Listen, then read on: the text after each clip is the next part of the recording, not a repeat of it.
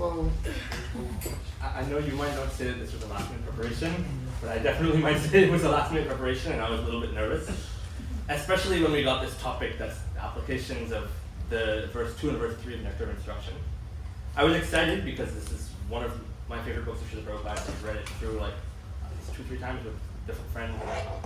It's so practical in what we're going through. But at the same time, both of us were also really, really nervous because we found out about this late Sunday night, and we had about 1 week to discuss what's maybe one of like the most densely packed books that I know. Yeah, and that was like one of the challenges we faced as well, trying to pack all this information because so many seminars and classes have been given on Nectar of Instruction, and even Srila Prabhupada's purports to the text are so long and so lengthy, and it goes into so much detail. So it was definitely like, because each of us, we have like about 15 minutes to speak on each of our topics, right?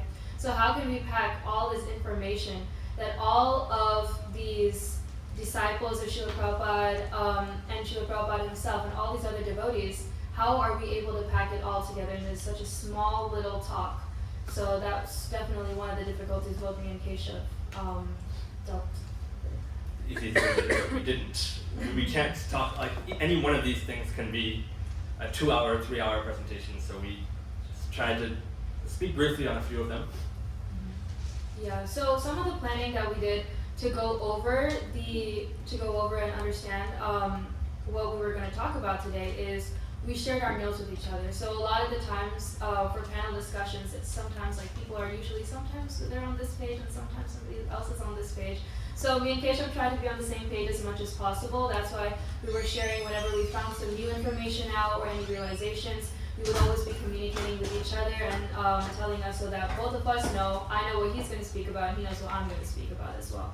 So definitely he helped me a lot, finding a lot of shlokas and sastras, slokas and different things like other people have said, other disciples have said about this topic too, so that's definitely, he helped me a lot in that sense.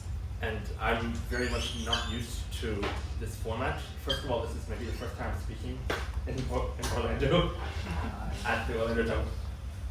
And I was not used to the panel discussion format. And so even when I speak by myself, I often get tangled in my thoughts, completely confused. And so Gopi Bhava Mahaji was very, very helpful in helping me keep an outline of all of my thoughts and making sure everything fits well into each other to make what I think was a really nice presentation. So I guess before we start, we'd like to offer a greeting to all of you. You all are our seniors in Krishna consciousness, and we've both grown up in this temple, basically. So we hope that whatever we speak can be directly in line with what Srila Prabhupada says, and by offering his words back to him, that we can somehow please him. So we'll start with Mangalacharya. Yes.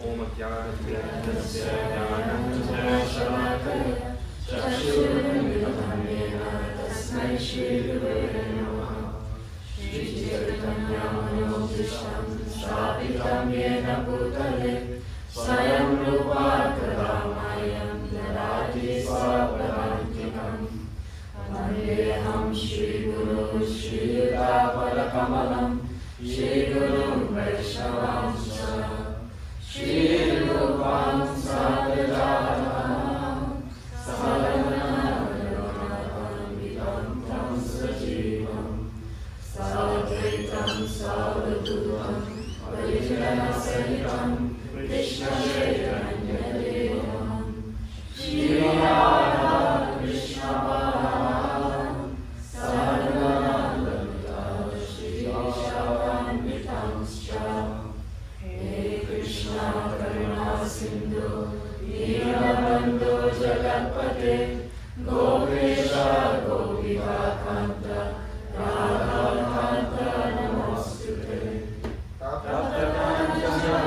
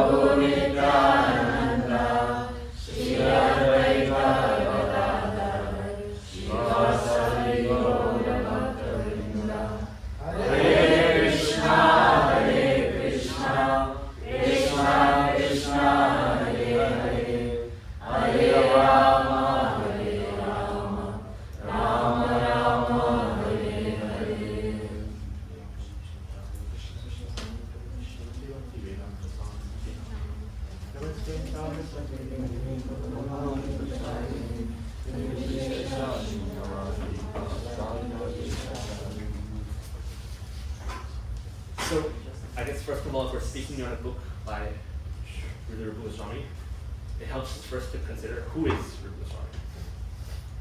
By a show of hands, has anybody here heard his name before, please?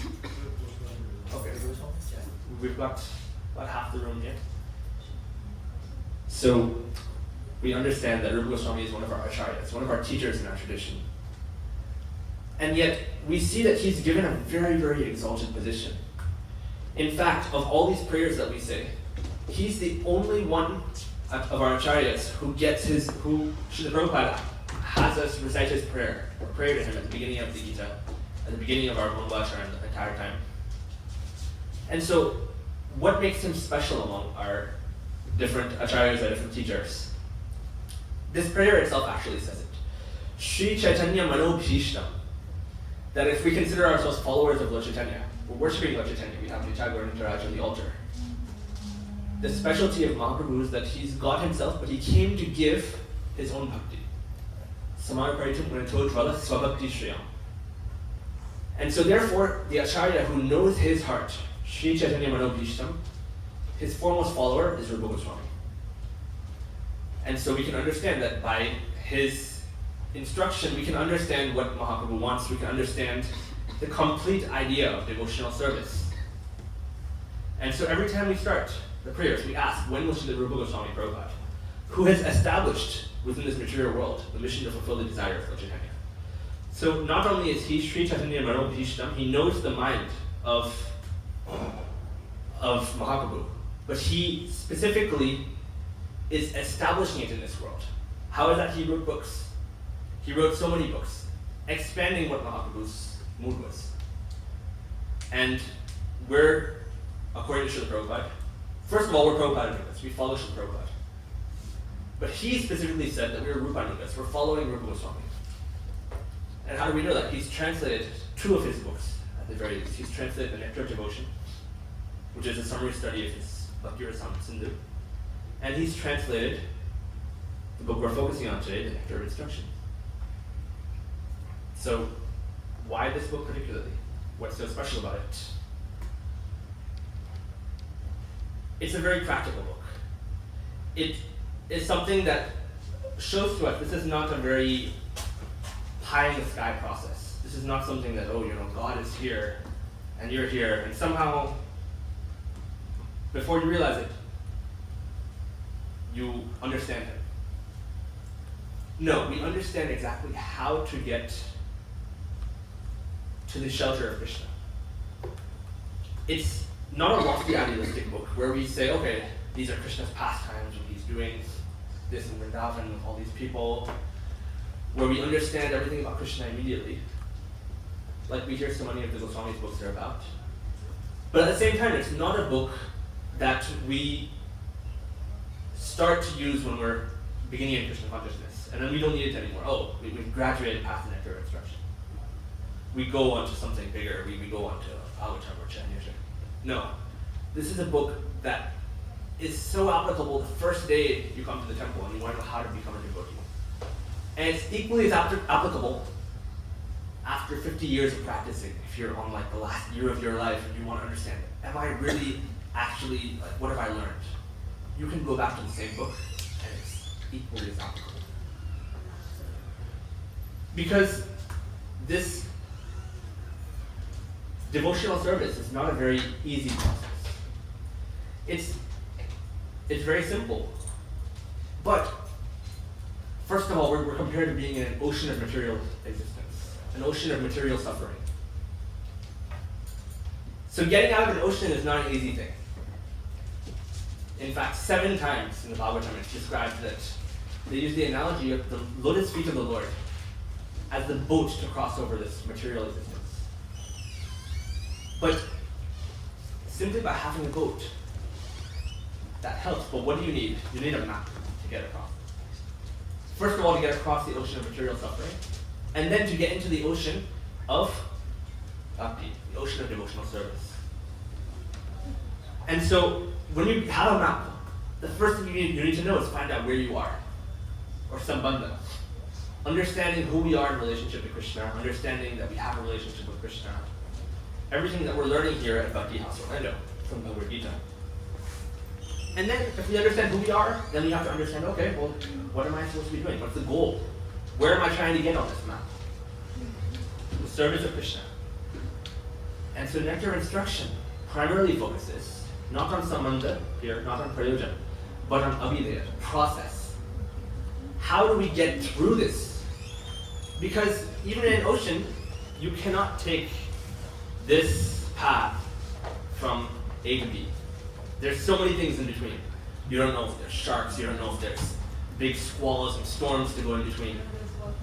There's volcanoes that might be passing through.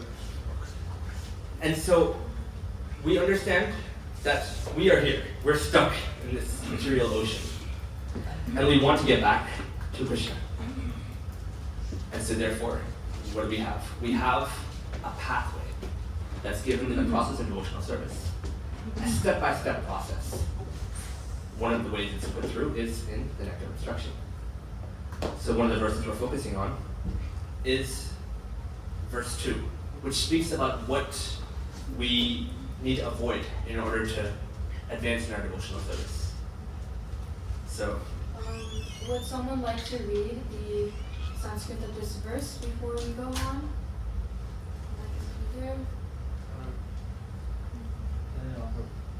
Adyaha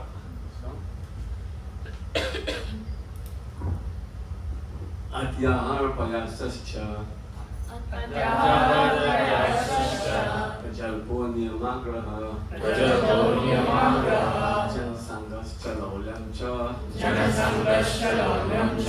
Shakil Bhakti Vinashyati.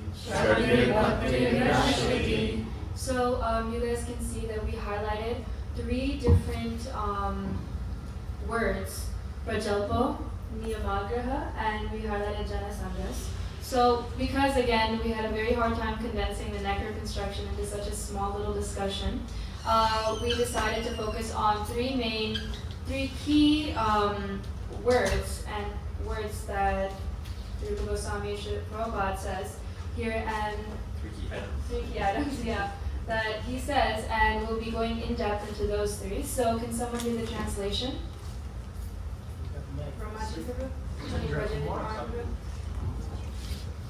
One's devotional service is spoiled when he becomes too entangled in the following 6 activities. 1. Eating more than necessary or collecting more funds than required. 2. Over-endeavoring for mundane things that are very difficult to obtain. 3. Talking unnecessarily about mundane subject matters. 4. Practicing the scriptural rules and regulations only for the sake of following them and not for the sake of spiritual advancement, or rejecting the rules and regulations of the scriptures and working independently or whimsically. 5. Associating with worldly minded persons who are not interested in Krishna consciousness. And 6. Being greedy for mundane achievements. Alright, so now we have our 3 highlighted terms, okay, our 3 key highlighted terms that we're focusing on. Does anyone know what the English translation of Prajalpo is that Rupa Goswami Prabhupada is talking about? If you could put it back up a little bit more so that they can read. So what is Prajalpo? Which number is that? Anybody except Radhika Rupa? Oh, okay. Except? Alright, okay, Mataji. Is it Mike? Number 3. Gopi, would you want to know what is the meaning? Yeah. Talking unnecessarily about mundane subject matters. Yes. And now we have our next term, Niyamagraha. So what is the translation of Niyamagraha in English? Can anyone point that out? Stenographer?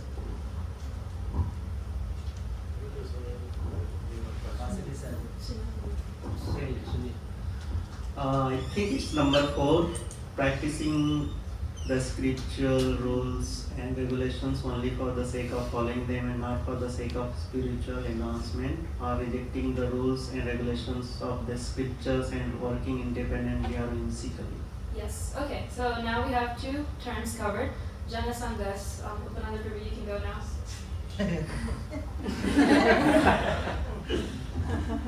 Up to the next one.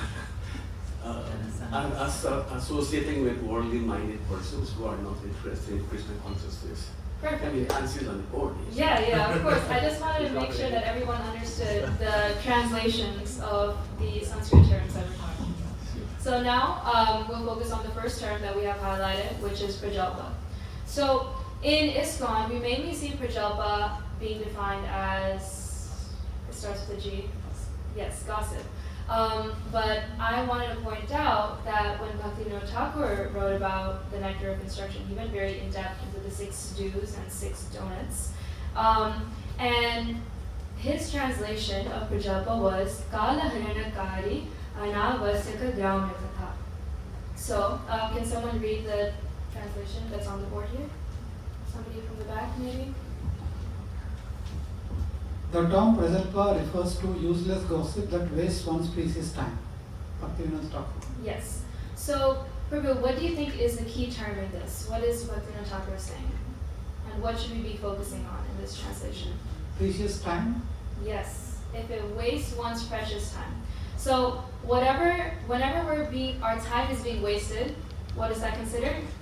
Prajalpa. Perfect. So this is a very easy, simple understanding of what Bhaktivinoda Thakur has told us, right? So, in his Bhaktivinoda Thakur writes about 8 subcategories of prajalpa. So he goes very in depth into this. We'll be covering a few of them, and a lot of them can go into other ones because they're quite similar. So let's first talk about the one that we see the most every day in everyday life, gossip, right? That is called paracharcha, where we're gossiping about other people. We're talking about other people because we want to establish our own reputation, right? And there's another reason why people gossip, a need for validation, right? They don't want to think, oh, I'm the only one thinking this about this devotee. Maybe if I ask Kalesh Prabhu what he thinks about this devotee, then I think I'll be okay in the way that I think about them, right? How do you feel about that, Keshav? You know, I'm not sure about myself, but like I don't really know about all these things. But I know you know about some of these things. Helping Alatra, you know about these things. What's been happening? I heard something that went down. You don't want to know. She was recently. You should have seen her TikToks, Prabhu. They were really out there. Yeah. So then what happens? I'm gonna be like, now I want to share my reputation. I know something. Jasmine, did you hear about that? And not only will I do that, but there's a term that we use, right? Called sensationalism. Not only will I want to know what happened, and I want to establish that I know what happened, but I'll establish that I know the most about it. Yeah. And you'll make up details, right? I saw specifically that TikTok where this person was saying all of these things. And it's going to keep going to the point where it reaches the other two. Yes.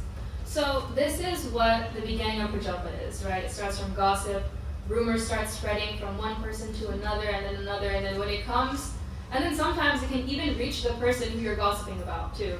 And then they hear all these things, and they're like, this sounds a lot like me. Or that sounds nothing like me. Yeah, people could be in a lot of denial in how they act as well. So, this is one type of gossip that we see the most commonly, right?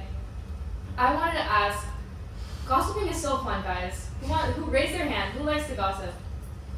Oh, some more hands, guys. Don't be shy. So we see gossiping is something so fun. We love to waste our time. Isn't that right? Our precious time that can never be taken back, and we love to be, did you hear what just happened? And this is what we like to do. So, Marisha, why should we not gossip? Because You can get a mic for her.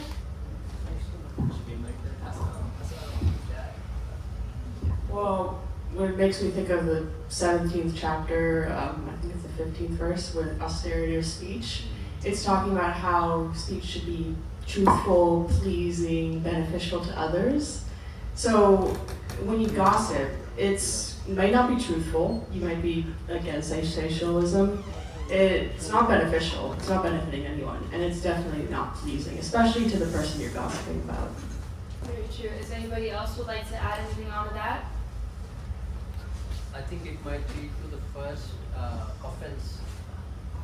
We might be doing Vaishnava offense, when we're gossiping, we might be performing. You're skipping forward to my I'm sorry, Mata. But yeah, so some other things about gossip is that it can hurt relationships, right? Oh yes, Mataji, please go ahead. I was going to say it pollutes our mind and energy. Yeah, because if me and Keshav are talking about this one devotee in the Lashra, so when Keshav sees that devotee, now he won't want to associate with that person anymore, and all these terrible thoughts have been polluted, have polluted his head and his mind, and it stops us from gaining new relationships because most of the times, honestly, the gossip and the rumors don't turn out to be true at the end, right? But my vision is still shifted, so I'm in the point where I'm seeing only faults, and that's where my attention will go, that's where my energy will flow. Right. And that's why we have up here the second one, Paradosha Anusandhana, which is fault finding in others, right? One thing about fault finding is that when you start finding faults in things, you never stop. It can start from finding faults in people. Why are you walking around? I mean, Bhaji Govinda. Yeah. Why do you call Bhakta Bhakta? He's your Bhakta there. You should respect. Yeah, so this is just, and then when we start fault finding things in people, we start fault finding things in objects even too. The Sunday feast could have gone so nicely, by the way. The mics weren't working properly.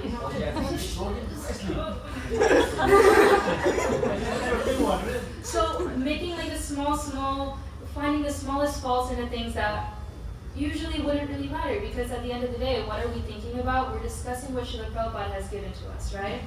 And if the program has went so nicely, we can say that, hey, it would be nicer next time if the mics were turned on at a higher level, or if the speakers were talking more to the mic. But instead, some people be like, the mic should have been better, and the people should have been closer.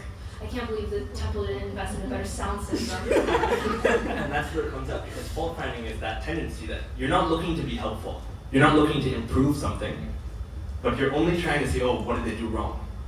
And so it's not a helpful mentality. That's the difference. And we already talked about this, but Nitya Jalpana, which is speaking falsehoods or speaking lies. So a lot of the times when we speak gossip, and we're doing this sensationalism, right? Sensationalism, does anybody know the meaning of it? Would anyone like to pull out Google on their phone and search it up? Sensationalism. Sensationalism. What does Google say? The use of exciting or shocking stories or language at the expense of accuracy in order to provoke public interest or excitement. Mm-hmm.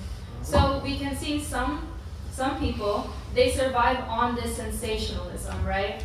And then that's where the lies come about, because we want to make the story more exciting to our other peers and our other friends. So then we start making up the small little white lies, right?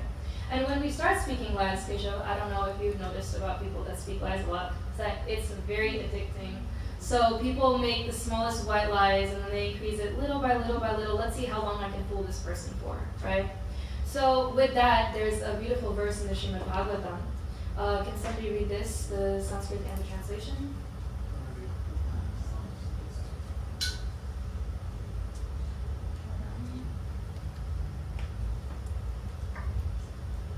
Nahi astayat paro dharma. Just read it to yourself. Nahi astayat paro dharma iti havaka ruiyam sarvam sonam alam manye.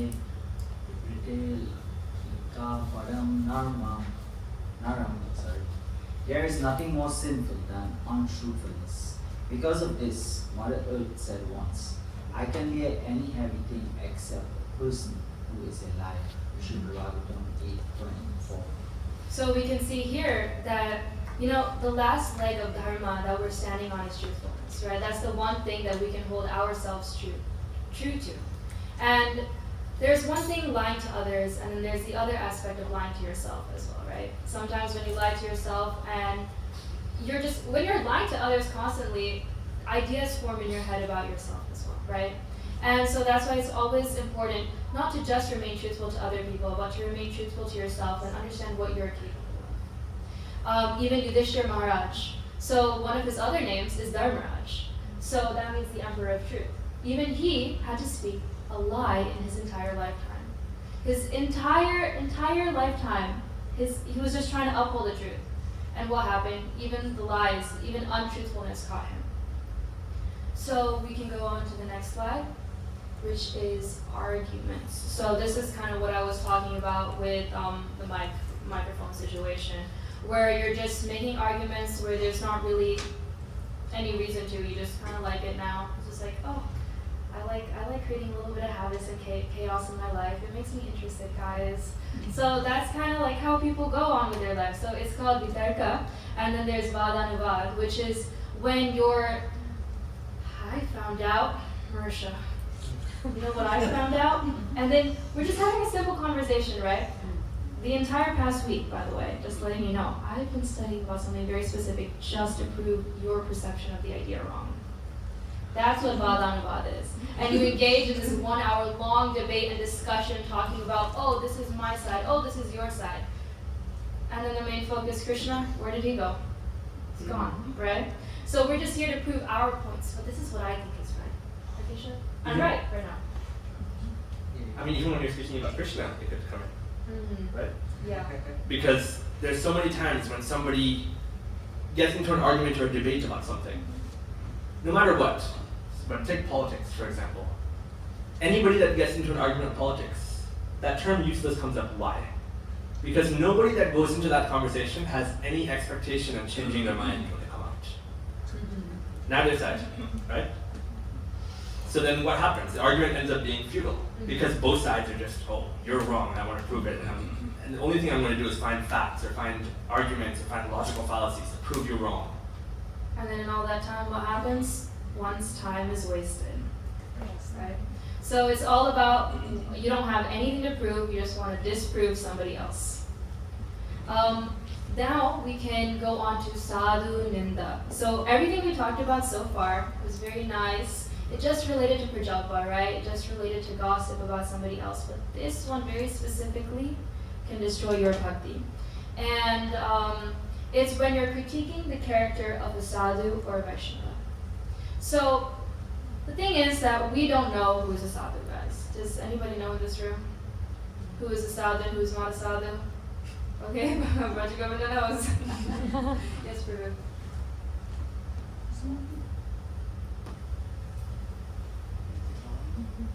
Okay, so sadhu is a person who is always engaged in devotional service of God, always chanting Krishna and Sri Ram's name. Basically, they don't think anything else apart from God. Yeah, exactly. So the thing is that sometimes people may show that they're thinking of Krishna externally, but most of the time, or a lot of the times, people can be always thinking about Krishna internally within their hearts, 24/7, right? So in this way, if they're thinking internally, we cannot see it with our external eyes, our material eyes. So therefore, we should make sure not to critique anybody, because we don't know that internally if they're doing so much bhajan. And then there's people who do it externally. We can see it, and we're like, oh wow, they're a wonderful Vaishnava, right? But for the people who don't show it outside, we have to be very, very careful not to critique anybody's character. So that, when we're growing a garden, this is it's called the mad elephant offense, right? It's compared to an elephant tramples in your garden that you've cultivated for so many years, 10, 15 years, right? You want to grow that perfect rose. And then this elephant comes in. You might have unknowingly committed something just by engaging in paracharcha or gossip, right? Unknowingly. And what does the elephant do? It tramples all the roses that have come about by all the realizations you made in Krishna consciousness. And then you have to beg for forgiveness. And it's a very, very long process, which is why we try our best not to critique anybody, even if externally they might be doing something or we don't know what they're doing, right? That's the whole point of sadhananda, to be away from that. In fact, even when we speak about who's a Vaishnava, Mahaprabhu says that anybody who chants the name of Krishna once is a devotee. What does that mean? In the case of offense, Krishna is very, very liberal in who he considers to be a sadhu in terms of taking offense. In fact, even Dhruva Maharaj, he was insulted by his stepmother. At that point, he was not yet a devotee. But because he became a devotee later, the Bhagavatam says that his stepmother actually committed Vaishnava aparadh, because he later became a devotee. So it becomes very, very cautious for us that how do we be careful about not offending people around us? And lastly, the last topic Bhaktivinoda Thakur talks about is all the miscellaneous stuff. So there's Gramya Katha, which is worldly talks, and then there's Vrita Galpa, which is useless talks. So it's all the miscellaneous things that haven't been covered in today's, in all the other things that we discussed so far. One thing I would like to talk about for this miscellaneous part is that back in those days, they didn't really have social media, but now we see miscellaneous. Social media gets to be put in that one category. And we see this thing called doomsday scrolling, a lot of people, right? We get on our phone, maybe we open like Twitter, Instagram, or even TikTok up. Just keep scrolling and scrolling and scrolling. And the thing is, especially about TikTok, I notice is they don't even show the time at the top. So we don't know how long we're scrolling for until you exit out of the app, and then you see the time. So, this is the thing, it just brings you in and it drags you further in. So, we might not think of this as prajalpa because we're not outwardly having a conversation with somebody. But the thing is that we're hearing the opinions of these individuals on the internet and we're discussing those opinions in our mind. So that's where it can get very detrimental to our bhakti as well, because we might start adopting those principles. Even though I'm not having a conversation with Keshav in person, I'm scrolling on TikTok and I'm seeing all these different things. They're still being implemented into my mind somehow, right? So now we've covered all of the different 8 categories a lot. We talked about a lot. Therefore, I wanted to talk about 2 main things that we can all look for when we are just talking to anybody to make sure that we're not doing prajalpa. These 2 are, number 1, is this speech wasting our time? So this is a question we can ask ourselves. And then number 2, the second question is, am I engaging in negative speech and am I taking pleasure in this negative speech? So these 2 things are our guidelines to show us if we're doing prajalpa, right? So of course there are always exceptions when it comes to being prajalpa. Sometimes for family you have to engage in a little bit here and there, or even for work with your coworkers, it's hard to get out of it. But the main thing is about prajalpa that I want all of you to understand is that we cannot start taking rasa, which means taste, in it, and make it the focus of our bhajan. So this is the intention that Rupa Goswami has given to all of us, okay? When we are engaging in prajalpa or if we're engaging in any types of talks with people, make sure that we are not having this enjoyment for talking negatively or and taking pleasure in these negative thoughts. So we can see that Rupa Goswami said directly to just avoid prajalpa at all costs, right? So that's what Rupa Goswami has written, but we also have to understand that there's 2 things. The letter of the law and the spirit of the law. In the letter of the law, Rupa Goswami has written, do not engage in prajalpa at all. But the spirit of the law says that although it's impossible to do that in a society, a sadhaka, which is a practicing person in devotional service, should not proactively do it and with taste. So we should not let prajalpa become a habit or start enjoying it, because that's when our worldly mundane talks with everybody else, that's when it starts to become prajalpa. Specifically on that, we want to speak about how we can make these small changes in our life, in which we start to make things more useful in our life. Srila Prabhupada gave a quote that we forgot to put in our PowerPoint about how even if something is giving us some material benefit, then it may be of some use, right? Even if something is giving us spiritual benefit, of course it's of some use. But if it's not giving us either of those 2 things, then what's the point? And so in the Gita it says that Machita Madhita Prana Bodhayanta Parasparam Katayanta Shtamam Nitya Tushyanti Charamantija. The devotees are those people who take pleasure in always enlightening one another about me, about Krishna, always conversing about me. And so by staying around devotees, we're always trying in some way or the other to bring useless talk into useful talk. How? By adding Krishna. If we're just asking about the weather, there's a useful form of that where you're asking, are you prepared for the hurricane I heard it might come near to your area? That could be useful. If you just have nothing to say and just want to, oh, the weather is nice today, then you will know you have nothing to say. The person who's hearing from you knows you have nothing to say. And the more you can, there's ways you can implement Krishna in all of these things. There's so many descriptions. Gopi, Bhava and I were just talking earlier about how in the Bhagavatam there's so many really interesting descriptions of the weather. How Krishna is compared to a beautiful dark rain cloud. How there's an entire chapter in Canto 10 about the rainy season and the autumn season in Vrindavan. How it's so beautifully described. And I wondered at first, why is that there? And I read that description of 5 verses describing just how beautiful the land of Mathura was right before Krishna was born. And then on Janmashtami, I'm like, wait a second, this reminds me a little bit of that. So rather than thinking of the weather in a material sense, you can bring it spiritually. But when we speak about this idea of understanding the means, the purpose of a rule, this brings us very cleanly into the idea of niyamagraha.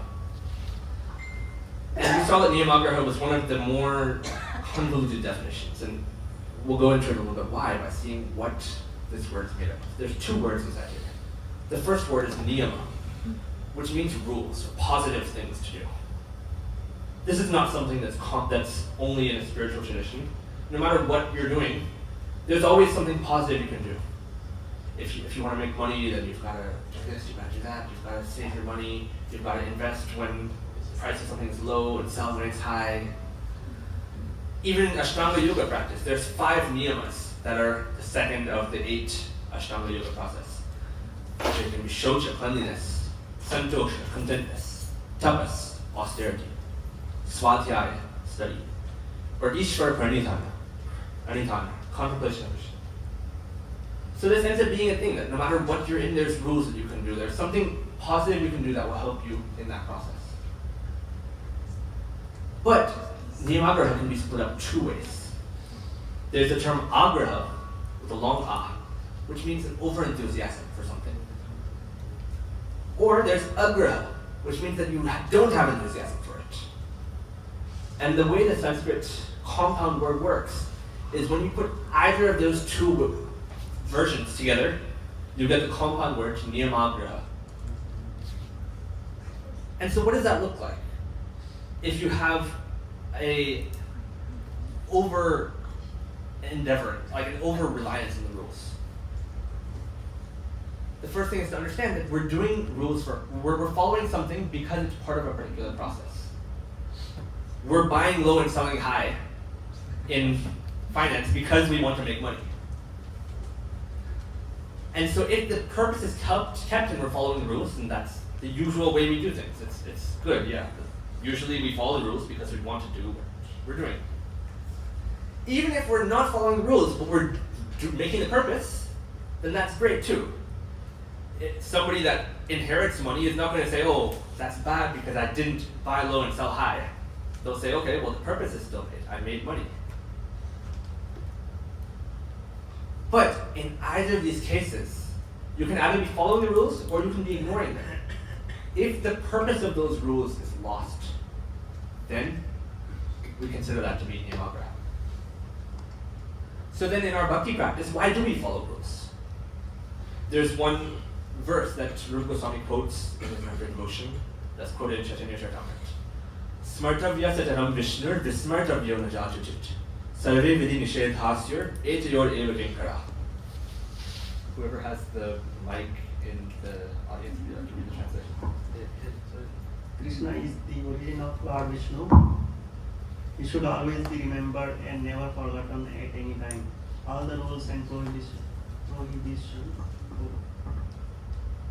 mentioned in the Shastras should be the servants of these 2 principles. Chaitanya Charitamrita, Madhya Leela, chapter 22, text 113, Padma Puran. So in other words, if we're remembering, so no matter what rules and regulations we're following, what's the purpose? We should always remember Krishna, never forget Krishna. What's the one main rule? Always remember Krishna. What's the main prohibition that you should never do? Never forget Krishna. If you understand that, then you can understand the rules, the purpose behind all of these rules. And yet, Bhaktivinoda Thakur has described 13 different types of apasampradayas, or deviations from the philosophy. And one of them is what's called a smarta, which means that they follow the rules and regulations. The term smarta itself is not in and of itself bad, because it refers to the smriti, the Vedic rules. Doesn't mean that somebody who's following the Vedic rules is in and of itself doing something bad. The problem with what we call the smarta apasampradaya, or the deviated smartas, is that they remember the rules and regulations, but they forget Krishna. That's the entire point of the rules. They've lost the plot, as we say. So therefore, they are following the rules, but it's just a ritual for them. They don't understand why. Or they're doing it just for a different reason, to getting their material benefit. Bhaktivinoda Thakur writes that they are worshipping Vishnu, but they're worshipping him for all these different reasons, because it's supposed to be done. They worship him and everybody else along for the same reasons. They understand the dham, okay, that we should do yajna, but they don't understand it's for Lord Vishnu's pleasure. They just think, we should talk during it, we should do it to get good prosperity, to get good wealth, to get good children. We go to the holy places because, we want to get rid of our sins. And so because of that, they think, there's many different ways that he describes how the practices that they do on paper appear to be similar to those of a Vaishnava. But the mentality is completely different. To take one example, they go to the holy places, but they're doing so to relieve their own sinful reactions. And so therefore they think, I go just to do these different checklist boxes that are there in the Shastra. That I put these ashes in the river, I take a bath, I go see this temple, check, check, check, check. That's it. In fact, actually, for fulfilling this particular viewpoint, I want to get a child. So Jagannath Puri is not the dham for me. I don't go there. In fact, I go to Vrindavan, only because there's this one particular well. If you bathe in it on this particular full moon, in the complete darkness, with only one chadar, then you're going to get a child. The Vaishnavas think that no, these are all holy places. The purpose of going to holy places is to meet sadhus, to associate with them, and to remember Krishna. So therefore, they're not thinking, I'm only going to go on this specific Trayodashi, where this vrit is going to be fulfilled. No, they're going wherever they get a chance to associate with sadhus. They're not going to say, I only go to Jagannath Puri, not to Vrindavan. I only go to Mayapur, not to Jagannath Puri. The dham is considered non-different from each other. And so therefore, one thing that also comes up for us, not only is that we're forgetting the rules, but we also see that we don't always understand when these rules conflict with each other. That comes in very practically in our lives a lot of times.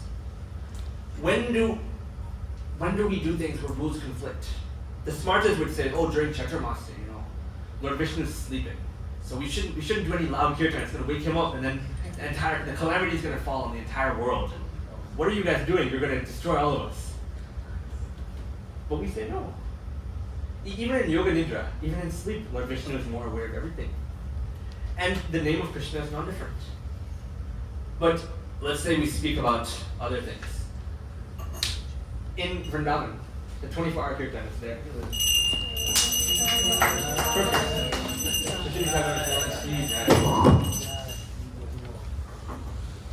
Some people will say, there's a rule that when the curtains close, that we should be very quiet, that we shouldn't say anything because the deities are resting.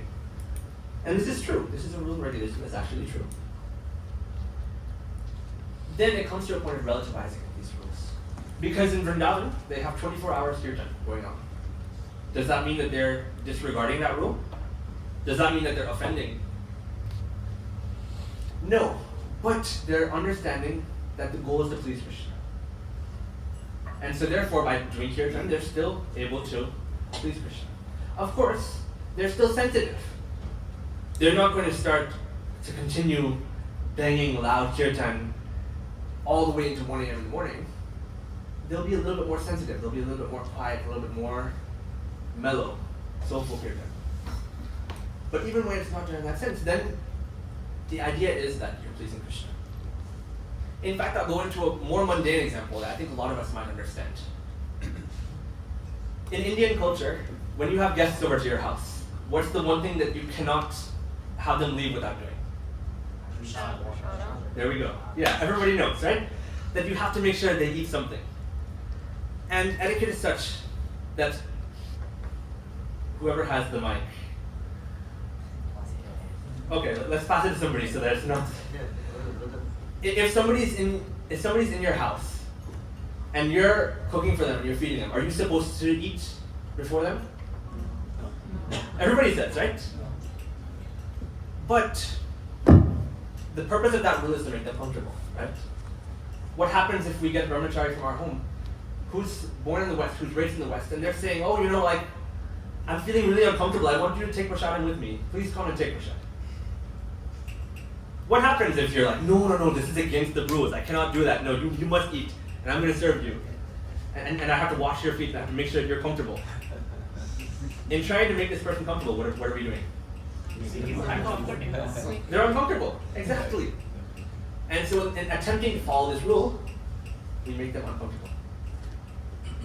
So therefore, the goal is to understand when these things come in conflict with each other. In fact, there was a similar example given in Bhagavatam. Anybody knows the story of Ambarish Maharaj?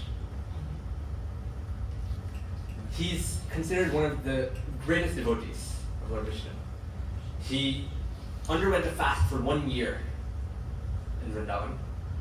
And right before he was about to break his fast on Dvadashi, who comes? Durvasa Muni. What's the characteristic of Durvasa Muni? He's very angry. And he's very concerned with the rules and regulations. Everything must be followed very strictly. Whatever I want has to go like up everything. He says, okay, I'm going to go take bath and then I want you to feed me prasad. He goes and he takes bath for a long time. And then 2 rules are coming in conflict, right? One is that you shouldn't eat before your guest. The other rule is that you shouldn't break your fast at the improper time. So, Ambarish Maharaj, as a Vaishnava, he has to not be subject to niyamagraha. He has to relativize these rules. And he does it in a very intelligent way. He says, actually, by drinking water, I'm eating and I'm not eating. So therefore, I can fulfill both of these at the same time. I cannot eat until my guest comes, and yet I can still break my fast and not lose the benefit of this fast to please Lord Vishnu. And then what happens? Durvasa, when he comes back, he's furious. You ate without me. How could you break all of these Vedic rules and injunctions for hospitality? And he pulls a tuft of his hair to form a demon to kill Ambarish Maharaj. He must be thinking, oh, you know, like, I'm following the rules and regulations, I'm very happy. But is Lord Vishnu happy by this? The Sudarshan Chakra comes and he starts chasing after Durvasa Muni. He burns the fire demon to ashes. And he starts chasing Durvasa Muni across all of the universes. And then, even for us, when we think about serving devotees, when does this come up? We're always concerned with making sure the rules are followed. But we see that the Lord is happy when his devotees are happy. In fact, there's a couple different places where this comes up. In Bhagavatam 3:16-8, he says, Naham tatad miyajamana havirvidane, Shtyotad vritabhutama adanbhutabhunmukena, Yad brahmanasya mukatasya nivasam, Trishtasya maya avahitaya ichakarma pape. He does not enjoy the oblations offered by the sacrificers in the sacrificial fire, which is one of my own mouths, with the same relish as I do, the delicacies, overflowing with ghee, which are offered to the mouths of the brahmanas, who have dedicated to me the results of their activities, and who are ever satisfied with my prasad. And again, he says it another time, later in the Bhagavatam, Ashnatananta kaluchakva govidai, Shadhahutam yanmu ijyanamavi, Navai tatha chetanaya abhishkrite, Hutashane paramaham paryam. That he eats in yagyas, sure, Lord Vishnu eats in yagyas. He's being satisfied through all these rituals. But he does not take as much pleasure eating through fire as he does in accepting offerings through the mouths of learned sages and devotees. for then he does not leave the association of devotees. So one of our biggest examples in following our rules is that if we want to get success in our personal life, in our organizational life, everything, then we make sure that the devotees are happy. Because that's where the Lord stays. Durvasa, when he goes across the entire universe, he reaches Lord Vishnu. It's his chakra. He says, you please call it off. And he says, actually, I'm not even owned by myself. I'm owned by my devotees. People think that I'm the controller, but no, I'm actually controlled by the love of those devotees. Because they've given everything to me, I fully give myself to their control. If we're thinking that the Lord stays in the sacrificial fire, the yajna, if we're thinking he stays only in the murti form, he says no, actually. Nam tishtami vaikunte. He doesn't stay, he doesn't reside permanently in Vaikuntha. Yoginam hridayeshu vai, nor in the hearts of the yogis. Yatra gayanti man bhakta tatra tishtami narada. I reside in that place where my pure devotees chant my holy name and discuss my form, pastimes, and qualities. So as long as Bhakti Hasa Orlando is keeping these devotees happy, keeping them together where they're chanting the names of the Lord together, discussing about him, then the entire interaction will be happy. But at the same time, the other extreme comes up, right? Where people are thinking, oh, well, if Krishna is happy, then we don't need any rules. Why do we need to follow any of these rules? And to that, Rupa Goswami quotes actually from the Padma Purana. Shruti Smriti Puranadi Pancharakta Vidimvida. What happens if you're doing devotional service without Shruti, without Smriti, Puran, without following all the scriptures? Devotional service of the Lord that ignores the authorized Vedic literatures, like the Upanishads, Puranas, and Nara Pancharakta, Utpata Yeva Kalpate, is simply an unnecessary disturbance in society. We may say, okay, we're serving Krishna, but still we understand that Krishna's name and form are not a material thing. We're not in a pure state of mind where we are completely purified to directly perceive the direct form of Krishna, to directly perceive the pure name of Krishna. And so if we ignore the rules and regulations that are meant to purify us, then we're also giving a mundane importance to this name. That's also an offense to the name.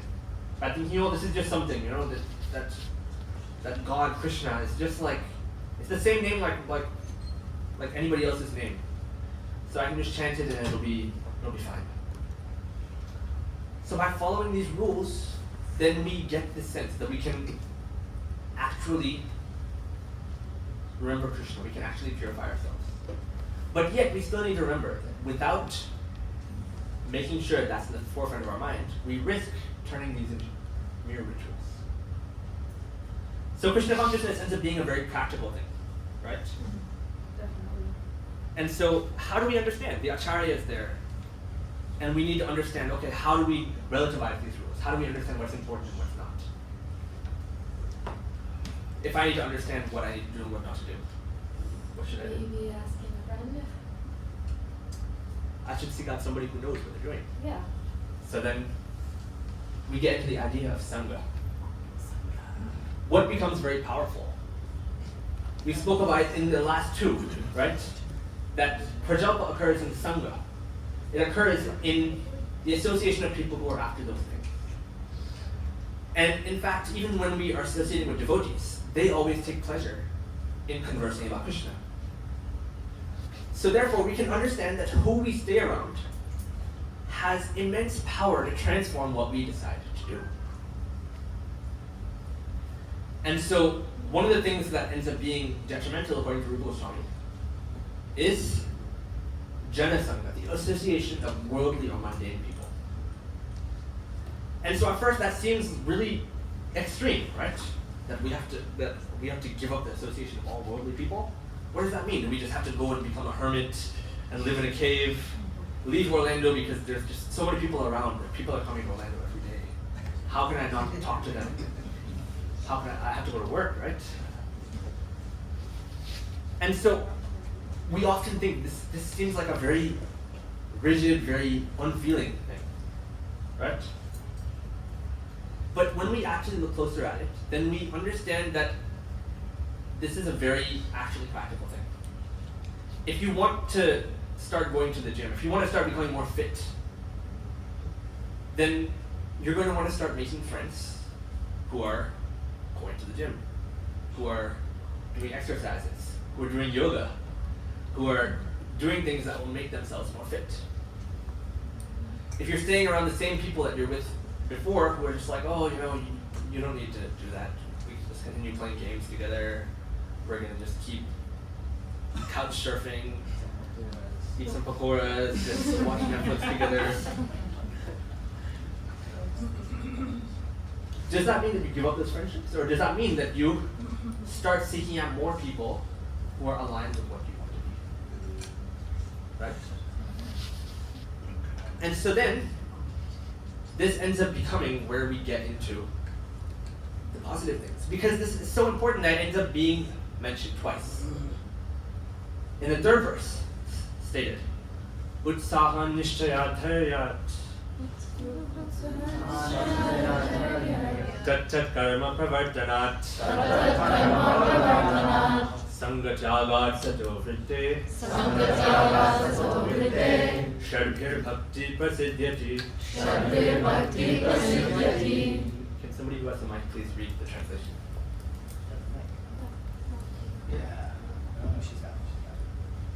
There are 6 principles favorable to the execution of pure devotional service. 1. Being enthusiastic. 2. Endeavoring with confidence. 3. Being patient. 4. Acting according to regulative principles such as Shravanam, Kirtanam, Vishnu, Smaranam. Hearing, chanting and remembering Krishna. 5. Abandoning the association of non-devotees. And 6. Following in the footsteps of the previous acharyas. These 6 principles undoubtedly assure the complete success of pure devotional service. And so again, this is repeated twice. Sangachagat, abandoning the association of non-devotees. And somebody can say, Rupa Goswami, why are you being so strict? I know you're a Paramahamsa Goswami, you're just staying in Vrindavan, but we're staying in Orlando. We're surrounded by non-devotees. What do we do? And we always hear, okay, it doesn't mean we're taking association. So what does this term Sangha or association actually mean?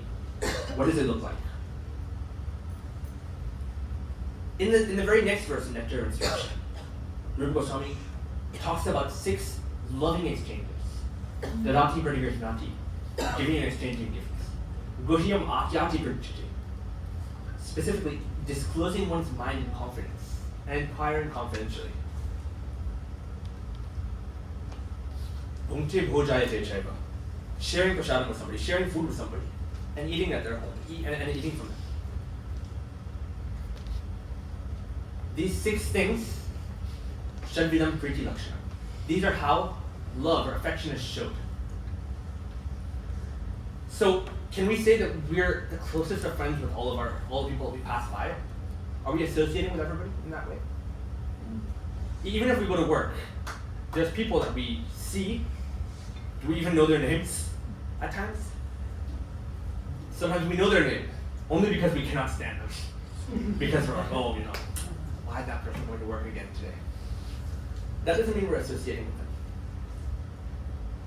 But what happens when you are associating with these people? When you actually become close to them? If you have a mentor, if you have a friend, a deep friend, that you're opening your heart up to, I'll be really honest with this person. That, I'm struggling with something in my life, I'm trying to get something in my job, or I'm struggling with this, I feel like nobody's really taking me seriously at this job, and if we're working together, if I confide in you, then you'd share that with me, and you'd give me advice, and you'd share something, right? What does that mean in terms of our relationship? That means that I'm valuing what your opinion is. I'm valuing what your outlook is. And that means that usually I would share what your viewpoint is. If I am not interested in just chasing the rat race and going for the next promotion and abandoning my family just so I can get more and more money, would I ask for career advice from somebody who's in that mood? It wouldn't make sense. And so therefore, we need to keep our close friendships, keep who we're developing our closeness with, with the people who share our mindset. If we're interested in developing inwardly, in becoming more introspective, and dedicating ourselves to Sri Nitya Ganesharaj, then our closest friendships end up being something that are there. So therefore, the more important thing becomes Sato Vritti. We can't give up all association. We're social animals. We need company to be able to do anything. So therefore, we need to seek out Sato Vritti, seek out the people around us who are actually doing things. In Bhagavatam it says, Mad Sevam Dvara Mukti. The path to elevation is Mad Seva, service to the great personalities. And for those who are not interested, Tamo Dvaram Yoshitam Samnitam. For those who are not interested in such activities, path to hell is wide open. But it's more than that. Tamo Dvaram. You're engaging yourself in more tamas by staying with people who are valuing that. It ends up being very straightforward. If you're with people who are chasing those things, you'll end up chasing those things as well. But this idea of Mahaseva becomes very important. Because you can say, oh, perfect, we can be around non-devotees and not associate with them, right? But then that becomes really important because is proximity really association? If we're along with all of your devotees here, does that mean automatically that we're associating with each other? No. It's a double-edged sword. So therefore, we need to be exceedingly careful that we're not just becoming a superficial society, a Haribo society, where we see everybody and we're like, Haribo! Right? Where we see everybody around like, oh, Haribo Prabhu, and that's the extent of our interactions with them. We want to develop that closeness of where are our aspirations, where are our ideals that we want to get up to. And if these are really shared with devotees, then we should be talking about it. We want to get closer in devotional service. So we should be reading, we should be discussing, how are you doing with your devotional service? And that's one of the things that I'm really, really grateful to. Because having close friends, if I don't have close devotee friends, where I can talk about how, I'm struggling with my devotional service, I missed my rounds yesterday, or I'm not able to keep it very steady. I feel like I'm not getting taste of my chanting. Or, I'm not reading as much as I used to. I want to get back into it. And we actually share what our problems are, what our enthusiasm is in devotional service. Then it's not going to be a vacuum. If we don't seek that association, that friendship, that closeness among devotees, we'll find it somewhere else. We'll find it with our coworkers, with our other friends, with our neighbors. And that's going to mean that we're going to slowly start thinking, this was really hard for me. I didn't get a chance to get a taste for this thing, so it didn't happen. So by Sangha, what happens? We get enthusiasm for continuing in this process. And that's one of the next topics with Saha. So now we're going to be moving on to enthusiasm. Okay. So I'll go through this as quick as I can. So we have number one. There are different types of enthusiasm. Okay, we have fake enthusiasm and we have real enthusiasm.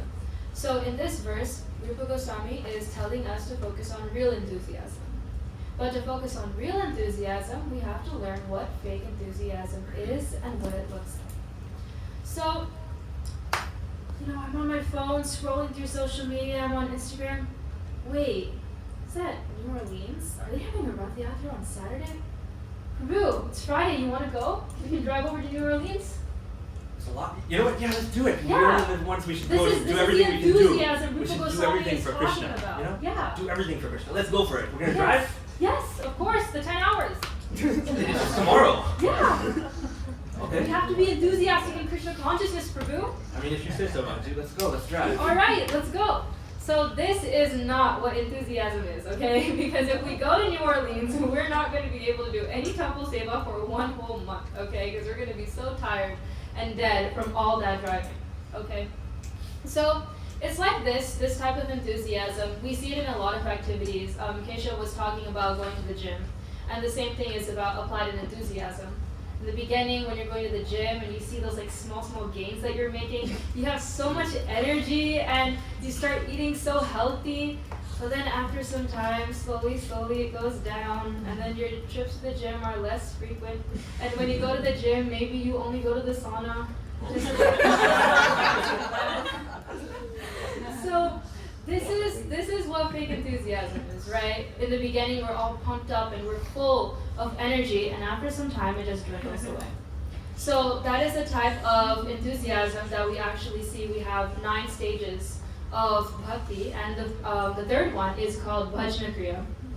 And in the Madhurya Kadambini, Vishwanath Thakur talks about the 6 stages of anishta bhajna kriya, which is unsteady bhajan when you're doing that. Practicing devotional service, but without steadiness. Yeah. So the first one he talks about is called utsaha-mayi, which is enthusiasm that's saturated with pride. So it's when you have this excited, temporary state of mind, and it's like, when you start getting into Krishna consciousness and you start learning the harmonium and you start learning the mridanga, I'm like, oh yeah, I know Tere Keta, man. Like, I am actually at the top of this level of mridanga, like, I've started doing everything. I'm a pure devotee already. Yeah, exactly. Like, you feel it in you, like in the beginning, you're just like learning more and more, and then you have like little notebook, right? When you're writing in class, like Marisha's little notebook. So you're writing down in class, and then you're thinking in your head, in the future, devotees are going to come and they're going to look at my notebook and they're going to be like, this is the devotee that was writing in the notebook. They're going to talk about me because my realizations were so profound. In fact, I'm the only one taking notes here. I'm the best Bhakta. I'm Bhakta best right now. No matter what. Because I don't see anybody else taking notes. Exactly. So the thing about utsaha-mayi is that it's very short-lived and it's accompanied by this false prestige of thinking that you're the greatest. Bhagavad Gita 18.26 is where Krishna talks about real enthusiasm. Could someone very quickly read this? Whoever has the translation. Jasmine, do you want to read it? Oh, Rajat Prabhu, you can go ahead.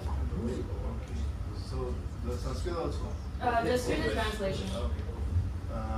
One who performs his duty without association with the modes of material nature, without false ego, with great determination and enthusiasm, and without wavering in success or failure, is said to be a worker in the mode of goodness.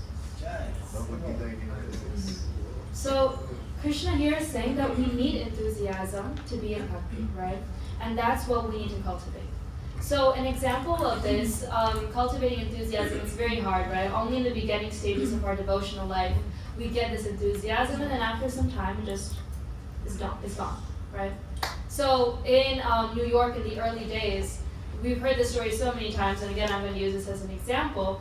There was one devotee, he was a Jewish devotee, and obviously in the Western religions, there's no real concept of bowing down to somebody. So obviously he took that, and when we come to this place of learning, we see everyone is bowing down. So he wasn't very comfortable with it, right? So he told Srila Prabhupada, if I don't bow down, then I feel like I'm doing it artificially, and I don't want to do anything artificially. And that's the second thing, right? We gotta get real, guys. And it's like, how come you guys don't, how come you don't chant your rounds? And then let's say you say, I don't want to be artificial, man. I have to really feel my rounds. And for example, like, I don't have taste in my rounds. How can I chant without having taste? Yeah. And it's like, oh, Prabhu, why don't you follow any of the principles? Prabhu, I want to be real, okay? If I don't feel like following the principles, then why should I? My heart has to really be in it. So, what does Srila Prabhupada say to this person who says that my heart is not fully in offering obeisances and bowing down? He says, no. First you bow down, and then after bowing down, you will feel like bowing down. It's very simple, right? So to cultivate enthusiasm, we must be enthusiastic whether we like it or not. So it's when our action, because the thing is that our action, when we're doing something, it changes our consciousness. And that's what Srila Prabhupada is showing us. By offering obeisances one time, if we're doing it again, gradually you'll slowly get a liking for it. And the same thing with chanting our japa. In the beginning, we might not like it, and then sometimes we might not chant all our rounds at the right time, and then we'll be chanting our rounds in kirtan, which is something very interesting. So we need to make sure that our enthusiasm has to be something very steady, right? If I want to chant my rounds, at least I should be able to do it. Okay, I need to allot my time properly. Let's chant before kirtan, and then during kirtan, let's engage ourselves in a different type of harinam where we're singing the Lord's names. So now we know what fake enthusiasm is. So let's talk about what is real enthusiasm. So in the purport of Nectar of Instruction, this text number 3, Srila Prabhupada defines enthusiasm. He says, enthusiasm means action. But action for whom, Srila Prabhupada is asking? And he's also telling us the answer. The answer is that one should always act for Krishna. Krishnartha kila cheshta, which is from the Bhakti Rasamrita. So now we have this idea of fake enthusiasm. We have this idea of real enthusiasm. How can we show that we're doing enthusiasm? Srila Prabhupada says, keep bowing down. So keep doing your services, keep acting, right? We need to keep doing our services, our outwardly services, where we're physically doing something to show our enthusiasm, because Srila Prabhupada said action, and that is what enthusiasm is. And we should be asking ourselves, who is sweeping and mopping the temple every night? You know, who comes to the temple and does detailed cleaning once a week? And this is everyone doing these sevas, they're showing their enthusiasm in bhakti, in Krishna consciousness. And Srila Prabhupada, in a letter to Hansadutta in October 12, 1973, he says, our success is our enthusiasm. So what does that mean? When we're doing seva, we are successful in our enthusiasm. Right. And another thing is that, people that I mentioned a little bit before, is that when people first come to Krishna consciousness, and after some time the enthusiasm dwindles, and then they say, Prabhu, I wish I could, enter into Krishna consciousness a second time. I miss that enthusiasm that I had in my beginning stages. But The honeymoon phase. oh, the honeymoon phase of this song, yeah. So people have that. But the thing is that for me personally, this is my personal experience, is that, when you're a devotee kid, you don't really have that beginning stage of enthusiasm because you were never introduced to Krishna consciousness. You've always had it with you throughout the life. But for me personally, I can say with great confidence that when I saw all these young college kids practicing devotional service, that was when my enthusiasm for Krishna consciousness started. At Bhakti House Orlando, I was seeing all these kids. They would be the first in line for prasad, and they were the first in line for seva, and they were the first in line for all these other things, right? When we're going in Sankirtan, they would be going out, they would be distributing books. They don't know how to play the mridanga, but they will still somehow play it. And we can see that in Srila Prabhupada's early days as well, right? So that was my enthusiastic period. So another thing about being enthusiastic, we have to keep that stability. So to keep that stability, we also have to be in contact with people that are also enthusiastic. So when we see this enthusiasm of Avi Prabhu, when he's always singing and he's always coming on Sundays and playing the mridanga for Gora Arti and all the other kirtans, I see his enthusiasm, and that makes me also I need to help him out. I need to play also mridanga. I need to learn more beats on the mridanga. I want to help my fellow devotees out and do the service with them. So this is what the enthusiasm of Krishna consciousness is. We need to see other people acting. We see other people acting, and when we see them doing that, then we also get this enthusiasm infused in our heart. So I just covered over, how to practically practice enthusiasm daily. This is a sustainable enthusiasm, right? Doing seva is not hard at all. It's very practical. Anybody can wash some dishes. Anybody can, maybe not everyone can clean. Maybe everyone doesn't want to clean the bathroom, but cleaning the bathroom is also an option. There is many other types of sevas too. It's all very practical, right? And so this is what enthusiasm is, to be practical and to always be in action. So if you can move on. What you spoke about related to this extreme one, because growing up in Christian consciousness, I always felt that too, where we see people who come from not having Krishna consciousness, and they have this very big difference in their life, and they have this enthusiasm, and I felt honestly a little jealous of that, because I was like, I don't have that zeal, that zest for life. And one of the things that you mentioned is really important, that it needs to be stable. Because stability or sustainability is the quality of the mode of goodness. It's easy to start something in the mode of passion. It's easy to stop something in the mode of ignorance. But keeping it going, that's the ongoing struggle. And so being able to find a service that you're able to do well, being able to find somewhere where you're able to seek out association with devotees, continue to read, continue to chant, continue to be in association with people. That's what allows us to remain enthusiastic, because we're in it for the long haul. The reason, that, in fact, in that verse, there's 3 terms that are used. Utsahan, Nishchaya, Dhairya. And these 3 end up being really closely interlinked. Why? Why are we enthusiastic about devotional service? Why are we putting our heart into this process? Because we're confident, Nishchaya. We have confidence in the words of the Shastra, in the words of Guru, in the words of Krishna. If Srila Prabhupada says, by doing this, you'll go back home, back to Godhead. By doing this, then you're able to get some taste. You're able to purify yourself. We have confidence in those words. But if we're just enthusiastic and we're just confident in that, then we're easily going to burn out. Real enthusiasm and confidence means that you're patient. We understand that Krishna's words will come true. We don't know what the timeline is, but we'll keep practicing with patience and understanding that it's going to keep working if we take the time to do that. And so that's one of my favorite things about the Nectar of Instruction, because it stresses that this is an ongoing process. We use this patience to keep our confidence active, to keep our enthusiasm going. And the more I study these sections, then there's one thing or the other that I take up that, I should keep on going with this. So in fact, we'll turn it now to you all and see what's something that you all took from the class for Something the discussion practical. today. Well, there's one of the We can do, items. yeah. Well, there's one of the items, one of the sub-items, Mhm. something practical you can do. If you didn't remember something, I have sticky notes and a pen. We can take notes, take something home with you. And how we can keep practicing, because this is a very practical process. And we want to be able to take something, or everything, that we can practice with. And then also, if you all have any questions, we can try to respond to them. Well,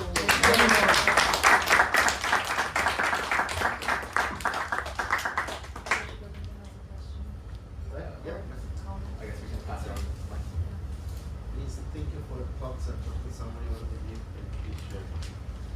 So you were talking about something for us to take away with us, and one thing I'm going to try to take away is that the things that we do, the people we associate, affect our state of mind.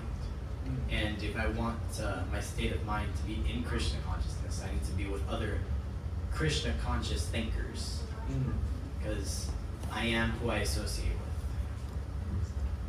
I like that. Thank you. Something that I took away is that we have to be mindful of what we're taking in, because we, like everything that we perceive, everything that we see leaves impressions on us, and we might not know it at the moment, but it does actually influence just the way we think and our actions.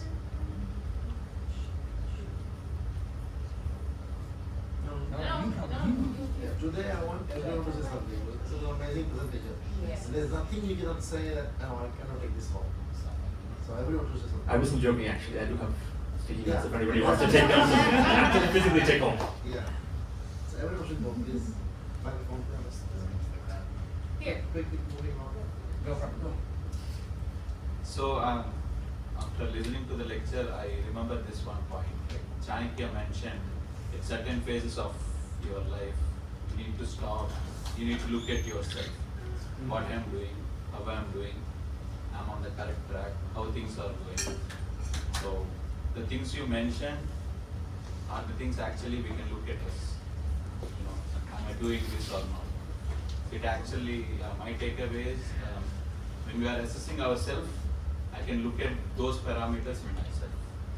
So which actually, That's what practice is. We have to actually be practicing perfectly to be able to get perfect. yeah. Thank you. Hare Krishna, Guru. Answering your question, Prabhuji, how to keep practicing, something that I learned from both your speech is in order to go steady, associate with a group of people or bhaktas, and that is something that I learned. And may I also give the feedback now or later, Prabhu? Okay.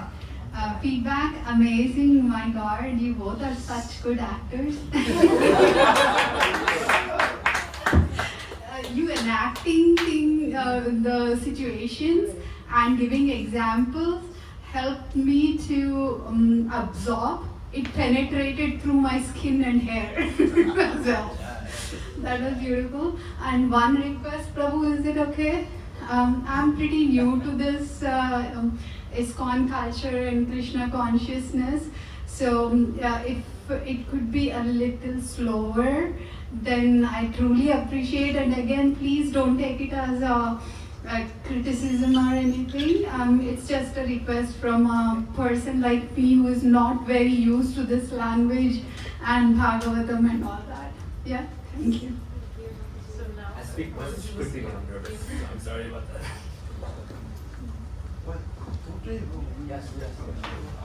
Hare Krishna. So I think I like to say that I can take away the conflict portion which you mentioned, because even after practicing bhakti for quite some time now, I still end up in a lot of conflicts and I don't know what to do. So the best thing I think we should do is, reach out to the senior Vaishnavas. The example which you gave of Ambarish Maharaj when he broke his fast, I think what he did was, he was also in dilemma what to do. So there were senior Vaishnavas, there were senior sadhus. So he consulted them, like, what should I do? And they said, you can take Charnamrit and break your fast. So I think every time when we are dealing with our material lives, we end up in so much conflict because we try to be in mode of goodness when we are practicing bhakti, but in our office environment, we have to be in mode of passion many times. And I seriously end up in a lot of dilemma what to do. And I also have a question which I'll put up to senior Vaishnavas today after this class also. So. But senior Vaishnavas. Yeah, thank you. I'm not senior Vaishnava.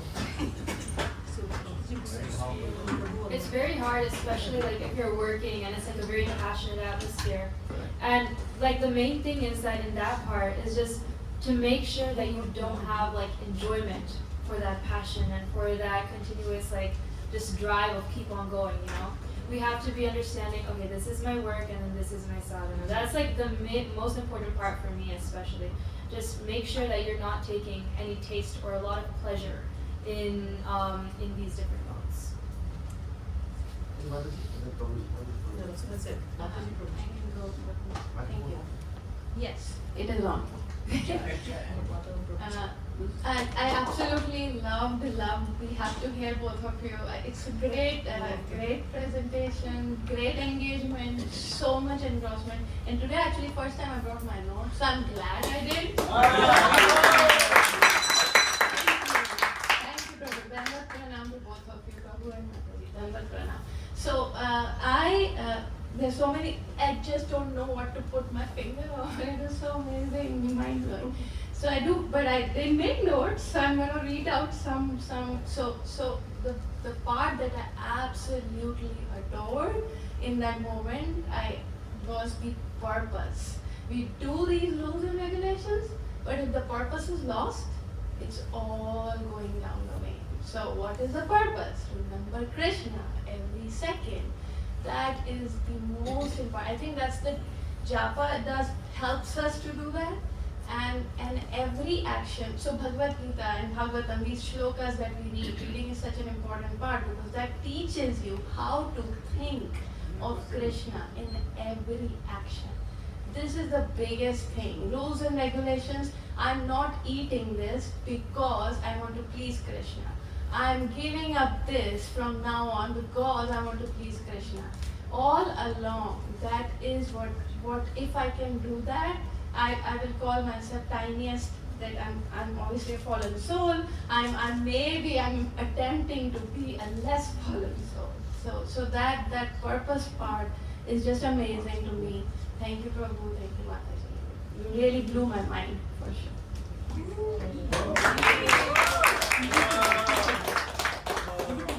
Everyone's feedback is really encouraging the speaker. That's why I really want to say something.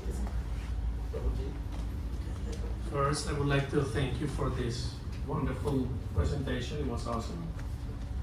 Okay, and the second thing that I want to say is that as someone new to the Krishna consciousness, what I take away from this presentation is that you mentioned a word for me that it's very important to me. That's patience. I have just started like in this path of devotion of Krishna, and sometimes I want to learn everything very fast, and I see the devotees, what they're doing. I have that enthusiasm that you were mentioning, that I want to do everything just at the same time that they do. But I know that you have to take step by step. You have to go step by step, and that for me that's what's very important. That part that you mentioned, the patience, and the other thing is that as the Mataji mentioned, what the part of the regulations and principles that you have to follow, that you should follow to become a good devotee, that you don't have to take them as a rituals, but you have to always have Krishna in your mind as just to place him, to do those actions, like for example chanting japas, and you have always to have Krishna in your mind just to please him. Yes. Thank you. I think there's so much that we want to add to everything, but we can do some after the program is over. Well, we have a part 2 in a few months or something. Because everything somebody says, both of us are like, we want to go deeper a little bit in there. First of all, I want to say it was such a wonderful presentation. I think a lot of the visuals also helped in the examples. One thing I'm going to take away, when Gopi Bhava was talking about Prajalpa, and the two things we should think about when we're speaking, is it wasting my time, or do I take pleasure in this negative speech? So, I am guilty of, I guess, the second one. You know, growing up, you're like, oh, you know, you talk about people, and so I think I just need to, whenever I speak, I need to keep those two things in mind. So I think those two things were very helpful to me. I think you revealed the secret to our acting. We're not actually acting. Varsha, no, you don't know what's really also.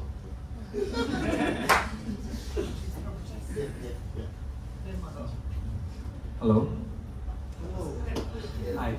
So first of all, I absolutely adored the presentation.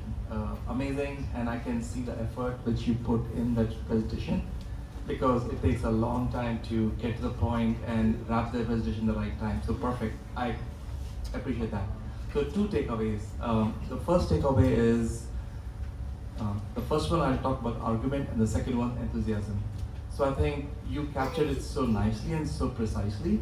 On day-to-day basis, the arguments happen in corporate office, and there are people who bring you down, and they talk about something's wrong, this is bad, blah, blah, blah, blah, blah. And you said it so nicely that it's a good weather outside, and wrap it up. So I started doing that because of Mala, that all right, believe in the system and things will work out. So that's the simplest way to get out of few arguments, which I started doing it, and that helps. The second thing, enthusiasm. I think the simplest way I can put it, like fake it until you make it, because you need to fake it until you actually get the feeling of making it. And enthusiasm followed by happiness and everything. So thank you so much for making it so simple and so clear. Awesome.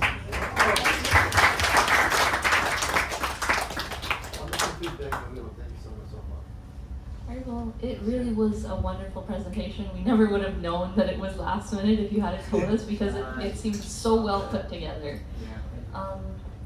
The thing that I'm gonna take away from this is that Prajalpa, it's not just gossip. It's not just sitting around and talking with somebody about things we shouldn't be talking about.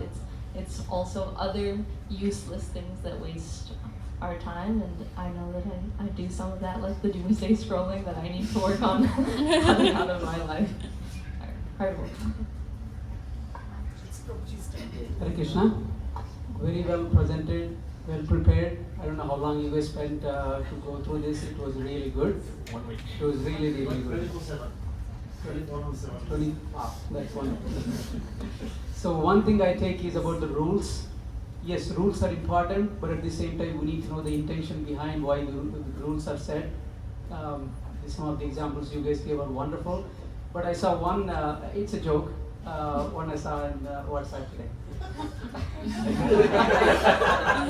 A person who is working in a zoo, he has been fired.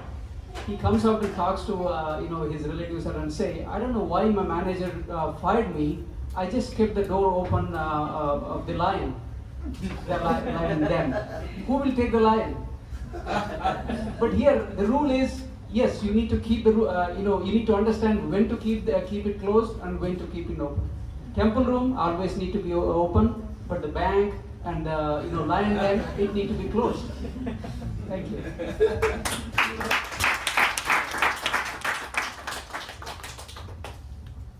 Hari Bol. So I just wanted to say that I have seen both of them growing up as small children, boy and girl, and I'm feeling so proud of Keshav's parents and Gopisha's parents, both of them, for raising them in Krishna consciousness. See, this is why Prabhupada says, you get married, have children, and make them Krishna conscious. So this is a living example here of all the hard effort the parents have put in. I also try my best, to follow this particular instructions, irrespective whether which family members are following Krishna consciousness or not. As long as they're favorable and we can practice, we do that. So having said that, very nice class, and I'm really looking forward for more classes from both of you, to hear. So because what happens in our life when we reach in our 40s and 50s, we kind of we're in the dwindle between young and old age. So at one time we had that enthusiasm, but now when we see, you talked about the definition of enthusiasm, and actually my enthusiasm will increase more if I hear you both more in the future. I'm saying that. And what I liked, one point which I took is we generally say do not commit offenses to devotees, mad elephant offensive, right? You said that. And it's very scary. So the garden that you have made so beautiful will be completely vanquished. Why? Because you offended a Vaishnava. Because I heard that Krishna will take offenses on himself. If you say, oh, Krishna kya mere liye karte hain? So, hard time Krishna is like, mere liye problem laate hain, or he gets a problem in my life. Krishna will not mind that. But when we offend the devotees, then he will be offended, and so many stories are there in the Bhagavatam. So one thing which I took from the class is I feel that whether it is a devotee or a non-devotee, we should not differentiate, because as Keshav said, that a person who's a non-devotee, and I'll give you an example of what I meant, can become a devotee, can be a prospective devotee. And I'm saying this for my daughter, my elder one. So I was very strict and that kind of mother, and I thought that she will not take up Krishna consciousness. But what happened is in the, I think in the 12th grade, things turned around. And I know I used to keep a japa bag and a Bhagavad Gita in a book because of our everyday chant Harinam conference call. Some senior devotees told me to do that. I was following Prabhupada's example, that you have to make your children Krishna conscious. So the book and bead bag used to be always there in my daughter's room. But then what happened, she read the first book of Prabhupada, in the 12th grade, perfect question, perfect answers. And then she told me, you know what, I didn't become devotee because of you. I became devotee because of Prabhupada's book. I said, guess what, that makes me more happy. Because Prabhupada's books make you devotee. So yeah, so I like that point. So that means you never know in your family or outside, even workplace, some people talked about. It doesn't matter, you don't know, you never know, because there is one case of Gaurang Prabhu, who he just met like that, and then later on, he found that he became a devotee in America. So we never know. So thank you so much once again. I'm sorry for taking it long, but I was really emotionally very happy. And so many words sensational, so many words we learned. Hare Krishna. Hare Krishna.